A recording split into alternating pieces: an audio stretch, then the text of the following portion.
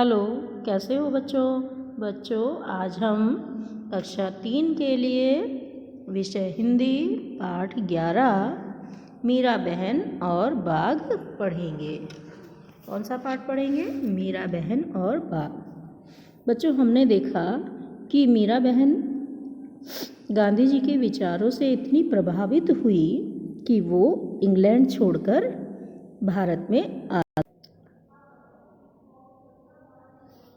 पाठ 11 मीरा बहन और बाघ। प्रश्नों के उत्तर लिखिए। प्रश्न नंबर क्या? मीरा बहन भारत क्यों आई? इसका उत्तर है बच्चों, गांधी जी के विचारों का मीरा बहन पर इतना असर हुआ कि वे अपना घर और माता पिता को छोड़कर इंग्लैंड से भारत आ गई।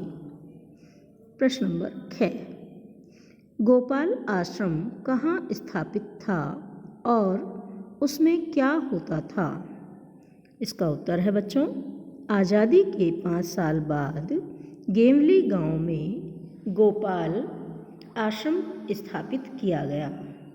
उस आश्रम में पालतू पशुओं की देखभाल की जाती थी। प्रश्न नंबर 11, गांव के लोगों को क्या चिंता थी?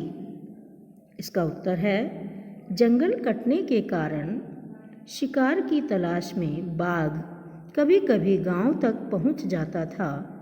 गांव के लोगों को अक्सर बाघ का डर बना रहता था। प्रश्न नंबर 11, बाघ को पकड़ने के लिए क्या योजना बनाई गई?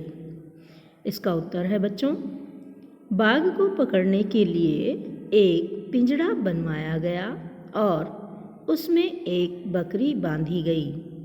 पिंजड़े का दरवाज़ा इस प्रकार बनाया गया कि बाघ के अंदर घुसते ही दरवाज़ा बंद हो जाए। क्या? बाघ के अंदर घुसते ही दरवाज़ा बंद हो जाए। प्रश्न नंबर 12, पिंजड़े का दरवाज़ा कैसे बंद हो गया था? इसका उत्तर है, मीरा बहन को नींद नहीं आ रही थी। वे सोचने लगी कि बाघ को धोखा देकर हम क्यों फंसाएं। तो मीरा बहन ने दरवाज़ा बंद कर दिया था। क्या कर दिया था? मीरा बहन ने दरवाज़ा बंद कर दिया था।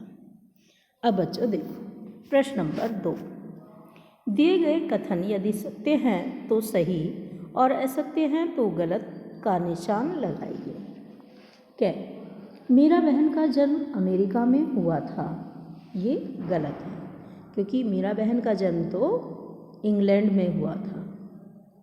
प्रश्न नंबर 6, आसपास के जंगलों में बाघ जैसे खतरनाक जानवर भी रहते हैं। कौन से जानवर रहते हैं बच्चों? बाघ जैसे जानवर भी रहते हैं। हाँ, ये सही है। प्रश्न नंबर 11, बाघ ने गेवली गांव की गाय को मार डाला था। ये सही है। प्रश्न नंबर 11, पिंजड़े के अंदर एक मुर्गा बांधा गया। ये गलत है, क्योंकि पिंजड़े के अंदर तो एक बकरी का बच्चा बांधा गया था। प्रश्न नंबर 12, मीरा बहन बाघ को धोखा नहीं देना चाहती थी। ये सही है। अब प्रश्न नंबर 3, दिए गए शब्दों से रिक्त स्थानों की पूर्ति कीजिए। पालतू, झटके, पिंजड़े, कैद, अक्सर, शिकार। कै? बाघ को कैद करने के लिए पिंजड़ा बनाया गया था। ख? बाघ के अंदर घुसते ही दरवाज़ा झटके से बंद हो जाएगा। ग? मीरा बहन का बहुत सारा समय पालतू पशुओं की देखभाल में बीतता था। घ? बकरी का मिमियाना सुनकर बाघ पिंजड़े की तरफ आएगा। ड? गांव के लोग डर गए थे कि कहीं बाघ लोगों को अपना शिकार न बना ले। च? पिंजड़े को ऐसी जगह रखा गया जहां बाघ अक्सर दिखाई देता था। प्रश्न नंबर 4, मूल्यधारित प्रश्न। पशु पक्षियों को स्वतंत्र रहने का अधिकार है। उन्हें कैद करके नहीं रखना चाहिए। आप पशु पक्षियों की देखभाल कैसे करेंगे? सोचिए और बताइए। देखिए बच्चों, पशु पक्षियों को हमें कभी भी कैद करके नहीं रखना चाहिए, क्योंकि उन्हें कैद रहकर अच्छा नहीं लगता है और उन्हें खुले आसमान के नीचे रहना ज़्यादा अच्छा लगता है। देखो बच्चों, इसका उत्तर है पशु पक्षियों को कैद करके नहीं रखना चाहिए, क्योंकि आज़ादी सभी को अच्छी लगती है। यदि हम उन्हें कैद करके रखेंगे तो वे हमारे अधीन हो जाएंगे। वे खाने पीने तक के लिए हमारी इच्छा पर निर्भर रहेंगे। इसलिए हमें पशु पक्षियों को कैद करके नहीं रखना चाहिए। उन्हें खुले आसमान के नीचे रहना अधिक पसंद है और पशु पक्षियों को हमें भूखा भी नहीं रखना चाहिए। क्या नहीं रखना चाहिए? भूखा भी नहीं रखना चाहिए। अब बच्चों, प्रश्न नंबर 5। दिए गए गद्यांश पर आधारित प्रश्नों के उत्तर लिखिए। रात बीती, सुबह की रोशनी होते ही लोग पिंजड़ा देखने निकल पड़े। उन्होंने दूर से देखा कि पिंजड़े का दरवाज़ा बंद है। वे यह सोचकर बहुत खुश हुए कि बाघ जरूर पिंजड़े में फंस गया होगा। लेकिन जब वे पिंजड़े के पास गए तो क्या देखते हैं कि पिंजड़े में बाघ नहीं था। लोग चकित थे। बाघ के अंदर गए बिना पिंजड़ा बंद कैसे हो गया। लोग मीरा बहन के पास पहुँचे। देखो बच्चों, अब इसके प्रश्न उत्तर हैं। प्रश्न क्या है? रात बीतने पर लोग क्या देखने निकल पड़े। इसका उत्तर है रात बीतने पर लोग पिंजड़ा देखने निकल पड़े। ख, क्या सोचकर लोग खुश हुए। लोग पिंजड़े का दरवाज़ा बंद देखकर खुश हुए कि बाघ फंस गया है। ग, लोग क्यों चकित थे।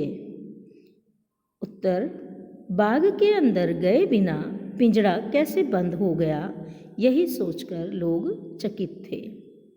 घ, बाघ के दो पर्यायवाची शब्द लिखिए। बाघ के दो पर्यायवाची शब्द शेर और चीता। अब ड, दिन और शाम के विलोम शब्द गद्यांश में से चुनकर लिखिए। दिन का विलोम शब्द है रात और शाम का विलोम शब्द है सुबह। अब प्रश्न नंबर 6। किसने किससे कहा। मुझे नींद नहीं आ रही थी। किसने कहा? मीरा बहन ने। किससे कहा? गांव वालों से। ख, रात में क्या हुआ। किसने कहा? लोगों ने कहा। किससे कहा? मीरा बहन से कहा। प्रश्न नंबर 7। दिए गए शब्दों का वाक्यों में प्रयोग कीजिए। आज़ादी। आज़ादी के 5 साल बाद उन्होंने आश्रम बनाया। ख, आश्रम में पालतू पशुओं की देखभाल की जाती थी। ग, पालतू पशुओं को आश्रम में रखा जाता था। घ, अक्सर, गांव में अक्सर बाघ का डर बना रहता था। ड, रोशनी, सुबह की रोशनी होते ही लोग पिंजड़ा देखने निकल पड़े। कहाँ निकल पड़े? पिंजड़ा देखने निकल पड़े। अब बच्चों, व्याकरण भाषिक कार्य। निम्नलिखित गद्यांश में से संज्ञा, सर्वनाम एवं विशेषण शब्द छांटकर लिखिए। आज़ादी के 5 साल बाद उन्होंने उत्तर प्रदेश के एक पहाड़ी गांव गेवली में गोपाल आश्रम की स्थापना की। वहां मीरा बहन का समय पालतू पशुओं की देखभाल में बीतता था। उसके आसपास के जंगलों में बाघ जैसे जानवर भी थे। बाघ जैसे खतरनाक जानवर भी थे। संज्ञा, साल, उत्तर प्रदेश, आश्रम और बाघ। सर्वनाम, उन्होंने, वहाँ, उसके जैसे। विशेषण 5, पहाड़ी गांव, गोपाल और खतरनाक। प्रश्न नंबर 9, पशु पक्षियों को पालना उचित है या अनुचित? इस विषय पर आप अपने पिताजी से बातचीत करते हैं, इसे ही संवाद के रूप में लिखिए।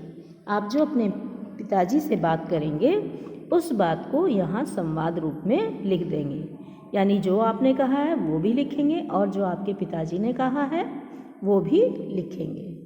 और बच्चों, ये सारा काम आपको याद भी करना है और अपनी कॉपी में, अपनी पुस्तक में लिखना भी है। धन्यवाद।